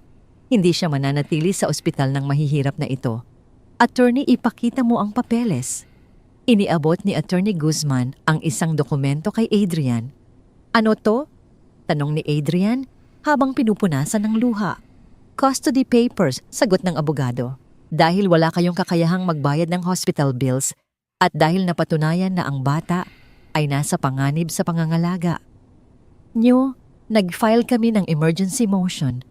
Ang lola si Doña Mercedes ang magiging legal guardian ng bata. Nanlaki ang mata ni Adrian. Tinitigan niya ang ina. Ina, seryoso ka ba kakaanak lang ni Angelica? Nasa incubator pa ang anak ko at gusto mong kunin siya. Gusto ko lang iligtas ang apo ko. Katwiran ni Doña Mercedes. Tingnan mo ang sarili mo, Adrian. Wala kang trabaho, wala kang bahay, wala kang pera. Paano mo bubuhayin ang bata sa kalsada, sa ilalim ng tulay? Bubuhayin ko siya gamit ang sarili kong kamay. Sigaw ni Adrian, magbabanat ako ng buto. Hindi ko kailangan ng yaman mo para maging ama. Drama-rama. Umirap si Doña Mercedes. Pirmahan mo na ito, Adrian. Ibibigay ko sa iyo ang 5 milyon at babayaran ko ang lahat ng utang mo dito. Kapalit ng bata. Sa sandaling iyon, isang apoy ang sumiklab sa loob ni Adrian. Kinuha niya ang dokumento mula sa kamay ng abogado. Tinitigan niya ito ng matagal. Ang mga salita sa papel ay nagsasabing incapable parent at financial instability. Ito ang tingin ng ina niya sa kanya, isang walang kwentang ama dahil lang wala siyang pera. Dahan-dahan pinunit ni Adrian ang papel sa gitna. Ang tunog ng napunit na papel ay parang kulog sa tahimik na hallway. Pinunit niya ulit ito. At ulit. Hanggang sa maging maliliit na piraso na lang ito. Isinaboy niya ang mga piraso sa mukha ni Attorney Guzman at sa paanan ng kanyang ina. Wala kang makukuha, madiing sabi ni Adrian. Ang boses niya ay mababa, pero puno ng kapangyarihan na hindi nanggagaling sa pera. Hindi mo makukuha ang anak ko. Hindi mo makukuha si Angelica. At hindi mo na ako makukuha. Adrian, banta ni Doña Mercedes. Kapag tinalikuran mo ako ngayon, sisiguraduhin kong hindi ka makakahanap ng trabaho sa buong Pilipinas. Sisiguraduhin kong magugutom kayo. Gawin mo ang hamon ni Adrian. Lumapit siya sa ina mukha sa mukha. Maari mong bilhin ang ospital na ito. Maari mong bilhin ang mga hukom. Pero hindi mo mabibili ang pagmamahal ng pamilyang ito. Dahil ang pamilya ina, hindi yan negosyo, hindi yan transaction. Tinuro niya ang pinto palabas. Umalis ka na. Huwag kang babalik dito. Kapag nakita kitang lumapit sa anak ko o kay Angelica, kakalimutan kong ina kita. Ipapakulong kita. Natigilan si Doña Mercedes. Sa buong buhay niya walang sino man ang naglakas loob na magsalita sa kanya ng ganito. Nakita niya sa mata ni Adrian ang isang bagay na hindi niya nakita noon, hindi galit kundi awa. Awa para sa isang inang napakayaman pero napakahirap sa pagmamahal. Ang kamay ni Doña Mercedes ay nanginig. Gusto niyang sumigaw, gusto niyang manampal, pero wala siyang lakas. Ang kapangyarihan niya ay tila naglaho sa harap ng paninindigan ng anak niya. Tandaan mo ang araw na ito, Adrian. Bulong ni Doña Mercedes, ang boses ay garalgal. Tandaan mo na ikaw ang tumalikod sa akin. Tumalikod ang matanda at naglakad palayo. Ang kanyang mga balikat na laging tuwid at matatag ay tila bumagsak. Ang kanyang mga hakbang ay mabagal. Sa unang pagkakataon mukha siyang matanda, mukha siyang talunan. Naiwan si Adrian sa hallway. Ang bigat sa dibdib niya ay nawala. Napalitan ito ng isang uri ng kapayapaan. Lumingon siya kay Dr. Rosario na nakangiti sa kanya. Dok, pasensya na po sa gulo, sabi ni Adrian. Walang anuman sagot ng doktor. Ang tapang mo, sir. Bihira ang ganyang ama. Pwede ko na po bang makita ang mag-ina ko? Sige, pero sandali lang. Kailangan nilang magpahinga. Pumasok si Adrian sa recovery room. Doon nakahiga si Angelica, tulog pa rin dahil sa anesthesia. Sa tabi nito ay isang maliit na incubator. Lumapit si Adrian sa incubator. Sa loob nakita niya ang kanyang anak. Napakaliit, napakapula. Maraming tubo na nakakabit sa maliit na katawan nito. Pero humihinga ito, buhay ito. Inilagay ni Adrian ang kanyang kamay sa salamin ng incubator. Anak, Bulong niya habang tumutulo ang luha. Ako ang papa mo. Nandito na ako. Hindi na ako aalis. Hinding-hindi na. Ang sanggol ay gumalaw. Nang kaunti tila, naramdaman ang presensya ng ama. Tumingin si Adrian kay Angelica. Hinawakan niya ang kamay nito at hinalikan ang noo. Ligtas na tayo, mahal. Bulong niya. Wala na sila. Tayo na lang. Tayong tatlo. Sa labas tumila na ang ulan. Ang unang sinag ng araw ay sumilip sa bintana ng ospital, tumatama sa mukha ni Adrian. Ito ay bagong umaga, bagong simula. At kahit wala siyang pera sa bulsa, pakiramdam ni Adrian siya na ang pinakamayamang tao sa mundo. Isang buwan ang lumipas mula nang mangyari ang insidente sa ospital. Si Adrian at Angelica ay nakalipat na sa isang maliit na apartment sa Quezon City. Hindi kasing laki ng mansyon, pero malinis, maayos at higit sa lahat tahimik. Ginamit ni Adrian ang natitira niyang lakas at talino para makahanap ng trabaho bilang consultant sa isang maliit na construction firm na pag-aari ng kaibigan niyang si Leo, ang tanging hindi tumalikod sa kanya sa utos ng ina. Ang buhay nila ay simple. Si Adrian ay gumigising ng alas 5 ng umaga para magluto ng almusal bago pumasok sa trabaho. Si Angelica naman kahit nahirap pa rin kumilos dahil sa laki ng tiyan, dahil na-delay ang panganganak, dahil sa stress ay nagtatahi ng mga damit ng bata para ibenta online. Isang gabi bumuhos ang malakas na ulan. Ito ay hindi ordinaryong ulan. Ito ay bagyong Ondoy Part 2, sabi sa balita. Ang hangin ay humahampas sa bintana ng kanilang apartment na parang galit na higante. Ang kalsada sa labas ay nagsisimula ng bahain. Adrian, tawag ni Angelica mula sa kwarto. Ang boses niya ay may halong takot at sakit.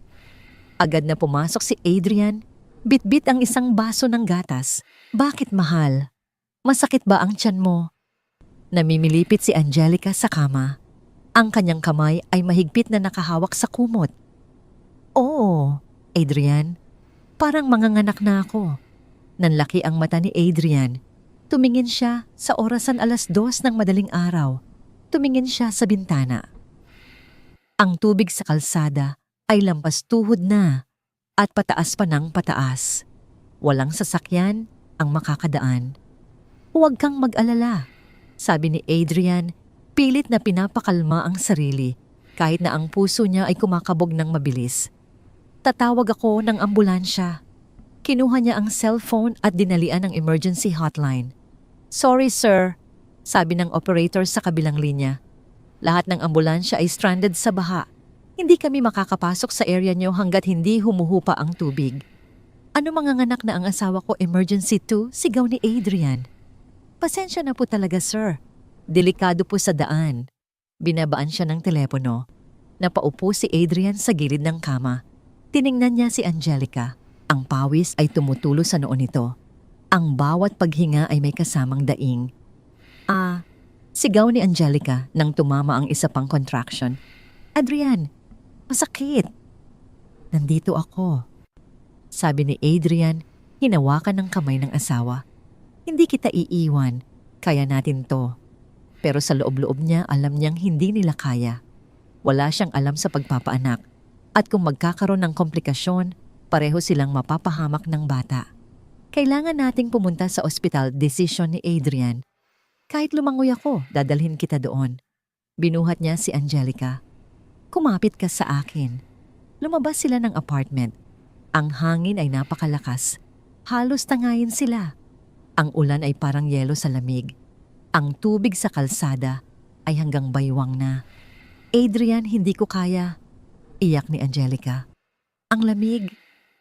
Konti na lang, mahal. Malapit lang ang ospital. Pagsisinungaling ni Adrian.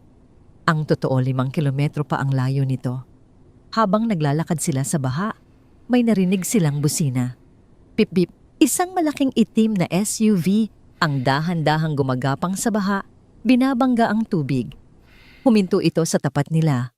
Bumukas ang bintana. Sir Adrian, Ma'am Angelica, sakay na po. Si Mang Arturo. Ang dati nilang driver sa mansyon. Mang Arturo, Gulat na tanong ni Adrian. Paano? Paano mo nalaman? Narinig ko po si senyora na kausap ang abogado kanina. Sinabi nilang binabaha ang lugar nyo. Hindi po ako mapakali. Sagot ng matanda mabilis na bumaba para buksan ang pinto. Dali po. Bago pa tumaas lalo ang tubig, isinakay nila si Angelica sa loob ng sasakyan. Ang leather seats ay mainit at tuyo. Ito ang sasakyan ni Doña Mercedes, ang Land Cruiser, na kayang sumuong sa baha. Ninakaw mo ang kotse ni Mama? Tanong ni Adrian habang inaalalayan ng asawa.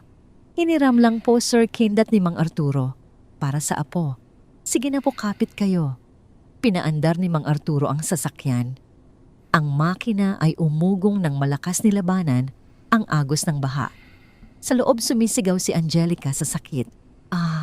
Lalabas na siya Adrian. Hinga lang mahal hinga. Sabi ni Adrian hawak ang kamay ni Angelica ng mahigpit. Malapit na tayo. Pero hindi sila umabot sa ospital.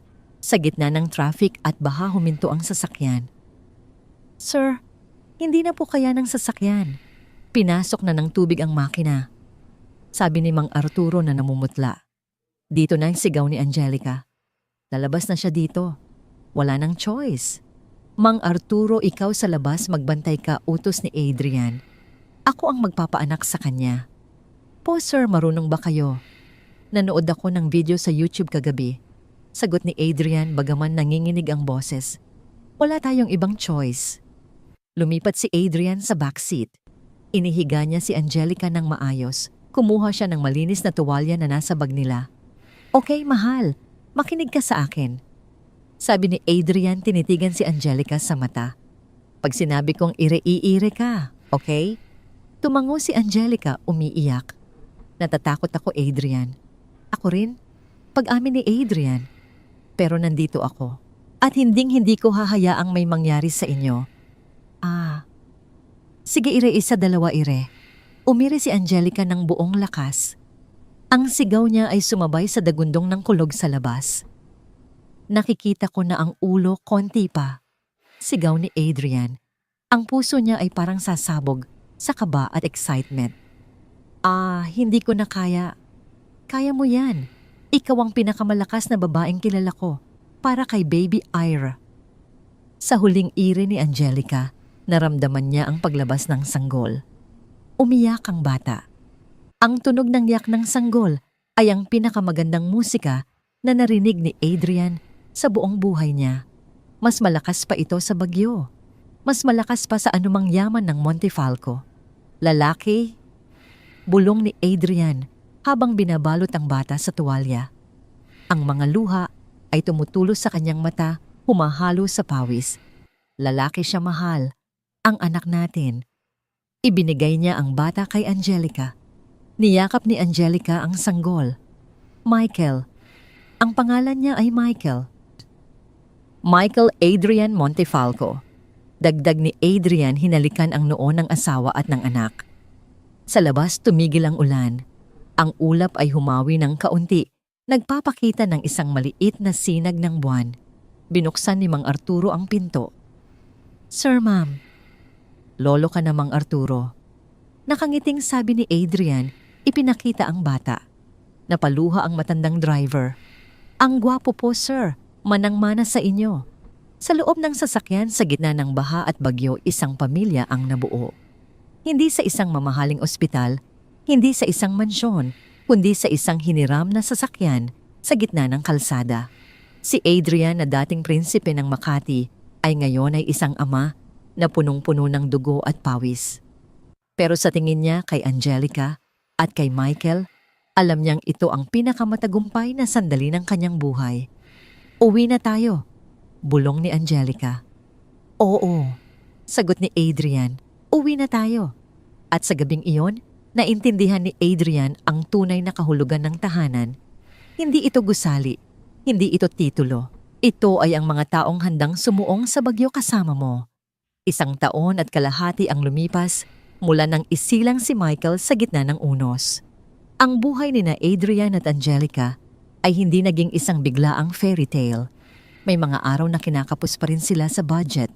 May mga gabing nagpupuyat si Adrian sa pag-aaral ng mga blueprint para sa bago niyang posisyon bilang junior architect sa kumpanya ni Leo, at may mga pagkakataong nagtatalo sila ni Angelica sa maliliit na bagay tulad ng sinong magpapalit ng lampin. Ngunit sa kabila ng lahat, buo sila. Ang kanilang maliit na apartment ay puno ng tawanan at pagmamahal, malayo sa malamig na katahimikan ng mansyon ng mga Montefalco. Dumating ang araw na pinakahihintay ng pamilya, ang binyag ni Michael. Ginanap ang simpleng seremonya sa isang lumang simbahan sa Quiapo. Walang mga politiko, walang mga kilalang artista, at walang mga mamahaling bulaklak na inaangkat pa mula sa ibang bansa. Ang mga bisita ay binubuo lamang ni Jessa, ilang kapitbahay mula sa Tondo, si Mang Arturo, na ngayon ay namamasada na ng sariling jeep, na hulugan ni Adrian, at si Leo, na siyang naging ninong. Si Angelica ay suot ang isang simpleng puting bestida na binili niya sa Tiangge, ngunit ang kanyang ngiti ay mas nagniningning pa sa anumang diamante. Si Adrian ay nakabarong Tagalog, karga ang malikot na si Michael na patuloy sa pag-abot sa kandila ng pari.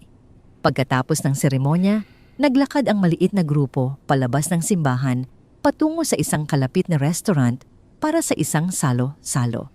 Mainit ang araw at ang ingay ng trapiko, at mga nagtitinda sa labas ng Quiapo Church ay nagbibigay ng masiglang kapaligiran. Habang pababa sila sa hagdanan ng simbahan, biglang huminto si Mang Arturo at napasinghap. "Sir Adrian!" Mahinang tawag ng matandang driver na katuro sa ibaba ng hagdan. Napatigil din si Adrian. Napahigpit ang hawak niya kay Michael. Sa tabi niya naramdaman niya ang pagtigas ng balikat ni Angelica. Sa ibaba ng hagdan nakatayo ang isang bulto na matagal na nilang hindi nakikita. Si Doña Mercedes, ngunit hindi ito ang Doña Mercedes na kilala ng lipunan.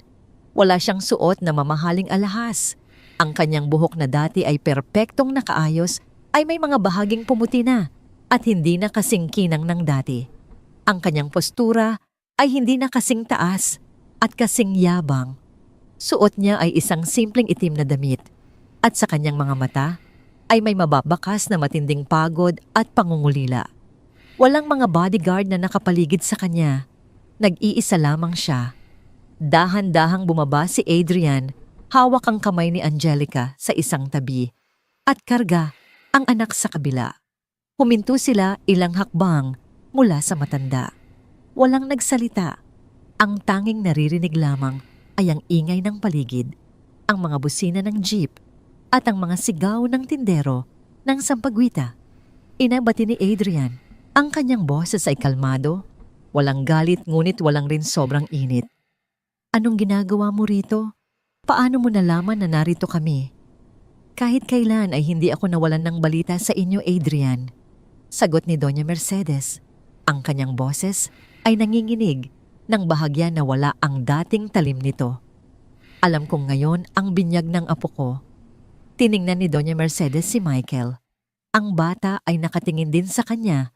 Ang mga inosenteng mata ay bilog na bilog, walang kamalay-malay sa kasaysayan ng puot at sakit sa pagitan ng mga nakatatanda. Isang mahinang hikbi ang nakawala sa lalamunan ng matanda. Humarap si Doña Mercedes kay Angelica. Nang hina ang tuhod ni Angelica, handa na sanang magmatigas at protektahan ang anak. Ngunit laking gulat niya nang unti-unting yumuko ang dating Iron Lady. "Angelica," panimula ni Doña Mercedes, hindi makatingin ng diretso sa mata ng manugang. "Wala akong mukhang maihaharap sa'yo. Alam kong hindi sapat ang anumang salita para pawiin ang mga ginawa ko. Pilit kong iniligtas ang pangalan ng ating pamilya. Ngunit sa paggawa ko noon, dinurog ko ang mismong pamilyang pinoprotektahan ko." Pumikit ang matanda at isang patak ng luha ang tumakas mula sa kanyang mga mata. "Napag-isa ako, Adrian. Sa loob ng malaking bahay na yon, walang ibang kasama kundi ang mga estatwa at mga litrato. Pera lang ang meron ako at na-realize ko na wala itong halaga kung wala kayo." May kinapa si Doña Mercedes sa kanyang bag at naglabas ng isang lumang susi na may kalawang at isang manipis na brown envelope. Inabot niya ito kay Adrian. Ano ito? Tanong ni Adrian, hindi tinatanggap ang mga bagay. Ito ang susi sa lumang bahay ng iyong ama, sa probinsya, paliwanag ni Doña Mercedes. Hindi iyon kasama sa mga negosyo. Isang simpleng bahay lang na may maliit na bakuran. Doon kayo magsimula malayo sa gulo ng Maynila. At ang envelope, ito ay isang trust fund para sa edukasyon ni Michael. Hindi ito pera para bilhin kayo. Ito ay para masiguro kong makakapag-aral ng maayos ang apo ko. Umiling si Adrian. Ina, sinabi ko na sa'yo kaya kong buhayin ang pamilya ko. Alam ko. Mabilis na sagot ng kanyang ina at sa unang pagkakataon ay may halong pagmamalaki sa kanyang boses. Napatunayan mo yon. Napatunayan mo na mas magaling kang ama kaysa sa akin bilang isang ina. Hayaan mo lang akong gawin ito bilang isang lola. Tumingin si Adrian kay Angelica. Sa batas ng Pilipinas at sa kultura ng pamilya, ang pagpapatawad ay madalas inaasahan, ngunit para kay Angelica, ang mga peklat ng nakaraan ay malalim. Ang pagkamuhi ay mahirap burahin. Ngunit nang tingnan ni Angelica ang matanda, nakita niya ang isang taong talunan, isang taong inubos ng sariling kayabangan. Nakita niya rin si Michael na isang araw ay magtatanong tungkol sa kanyang pamilya.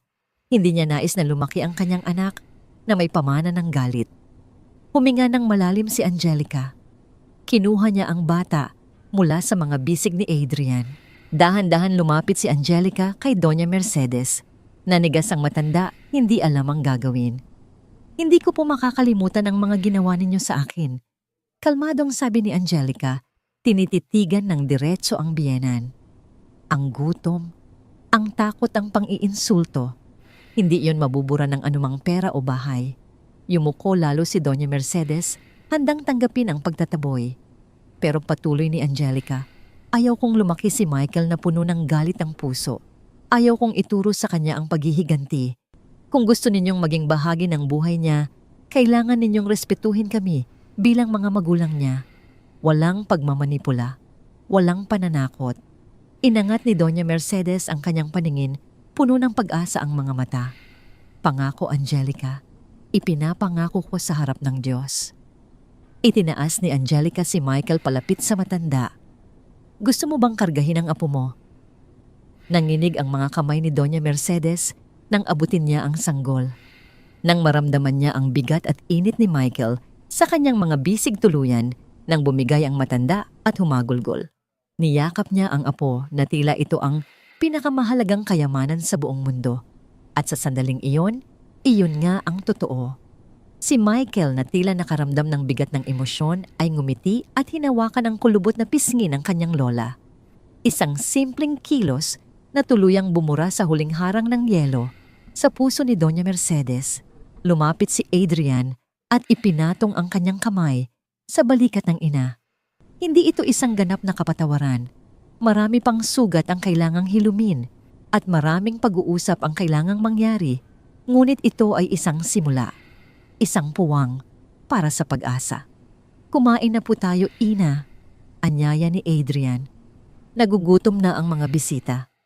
Sa kalapit na hapagkainan ng isang simpleng pansiteria, nagsalo-salo ang dalawang magkaibang mundo. Si Mang Arturo ay masayang nakikipagkwentuhan kay Leo, habang si Jessa ay inaasar si Adrian kung gaano ito kabagal magpalit ng diaper noon. Sa dulo ng mahabang mesa, nakaupo si Doña Mercedes, hindi na nag-iinarte sa mga plastik na upuan o sa mainit na sabaw ng pansit. Karga-karga niya pa rin si Michael, pinapakain ng maliit na piraso ng tinapay habang pinapanood ang pamilyang halos sirain niya noon. Sa labas, ang araw ay sumisikat ng matindi sa ibabaw ng Maynila. Ang buhay ay patuloy na iikot na may kasamang hirap at pagsubok. Ngunit para kina Adrian at Angelica, habang nagkatinginan sila sa gitna ng ingay at tawanan, alam nilang nalampasan na nila ang pinakamadilim na bagyo. Tinawid ni Adrian ang kanyang kamay sa ilalim ng mesa at hinawakan ang kamay ni Angelica. Pinisil niya ito ng mahigpit. Binalikan siya ni Angelica ng isang matamis at totoong ngiti. Wala mang bilyones sa bangko o malaking mansyon sa sandaling ito, hawak nila ang buong mundo. Sila ay kumpleto na handang harapin ang bukas ng magkasama.